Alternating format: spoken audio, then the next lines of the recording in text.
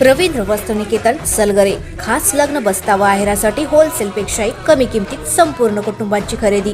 कांजीवरम, बनारसी, जुल्ला, Bangalore silk, Madurai silk, Calcutta cotton full व्हरायटीत उपलब्ध। सूट व इंडो शेरवानी, हळदीसाठी कुर्ता, सफारी, ब्रँडेड शर्ट, पॅन्टचे खास कलेक्शन।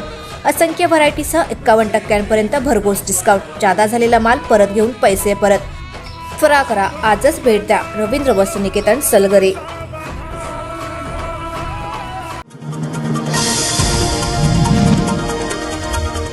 महापालिकेच्या वीज बिल घोटाळा प्रकरणी लोकायुक्तांनी 3 सदस्यीय यासाठी समिती नियुक्त केली आहे। यामध्ये उपायुक्त, स्थानिक गुन्हे अन्वेषणचे पोलीस निरीक्षक आणि चार्टर्ड अकाउंटंट यांचा समावेश असून त्यांना घोटाळ्याची चौकशी करून अहवाल सादर करण्याचे आदेश लोकायुक्तांनी दिलेत। महापालिकेच्या वीज बिलातील घोटाळा उघडकीस आला होता। 5 वर्षातील या घोटाळ्याची व्याप्ती मोठी आहे। महापालिकेने महावितरण कंपनीला वीज बिलापोटी दिलेल्या धनादेशावर खासगी ग्राहकांची बिले भरण्यात आली। त्यानंतरही महापालिकेला थकबाकीची बिले आली।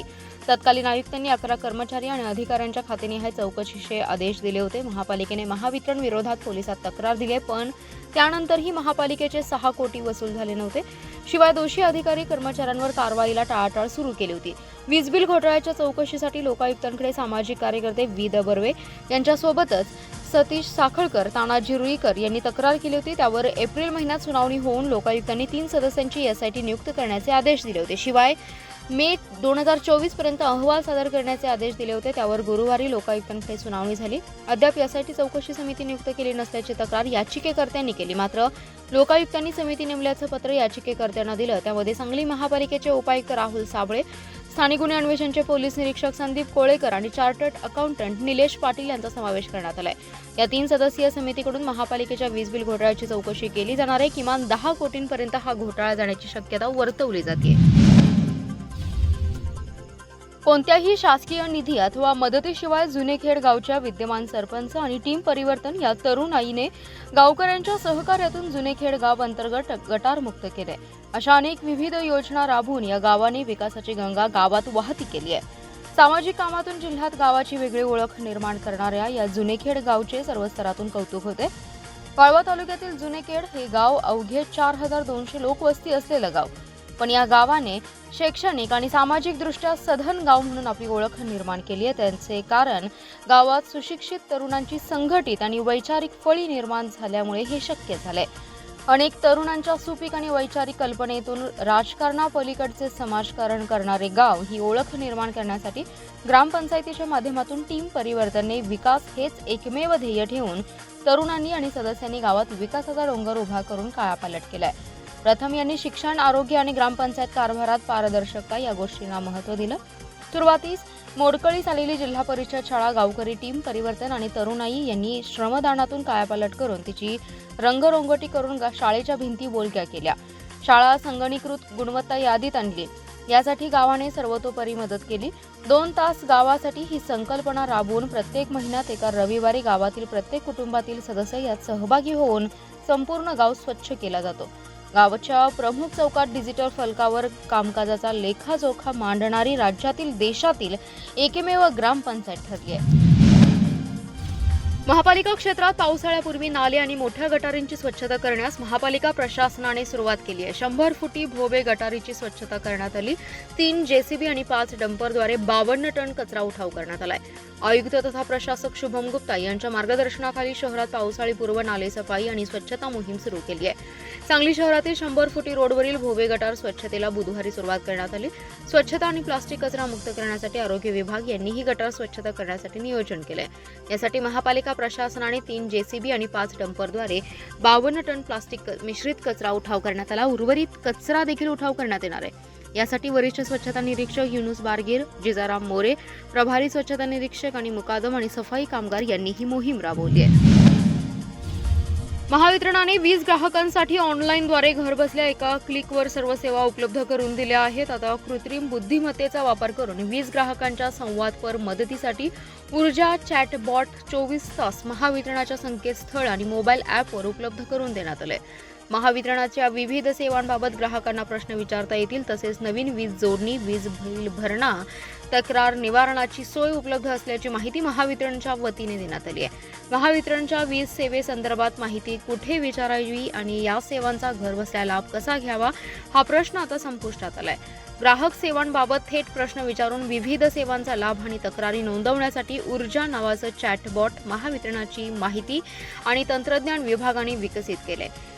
राज्यातील घरगुती, वाणिज्यिक, औद्योगिक, कृषी आणि इतर ग्राहकांच्या सेवेसाठी सदैव तत्पर ऊर्जा चॅटबॉट ही वेबसाईट व महावितरणाच्या मोबाईलवर पवर उपलब्ध आहे.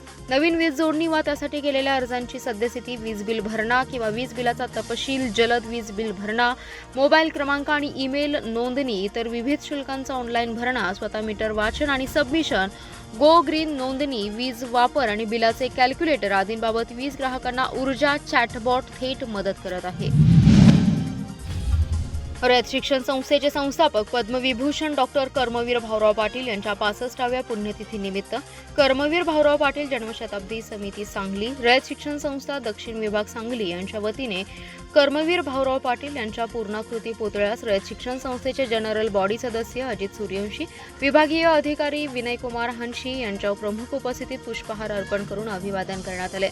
यावेळी बोलताना ॲडव्होकेट अजित सूर्यवंशी म्हणाले, कर्मवीर अण्णांनी बहुजनांच्या झोपडीत ज्ञानाचा दीप प्रज्वलित करण्याचं काम केले. त्यामुळेच बहुजनांची मुले साक्षर झाली. परंतु आजचे शासन सरकारी शाळा बंद करण्याचं धोरण अवलंबून बहुजनांच्या शिक्षणाच्या हक्कावर गदा आणण्याचे काम करीत आहे.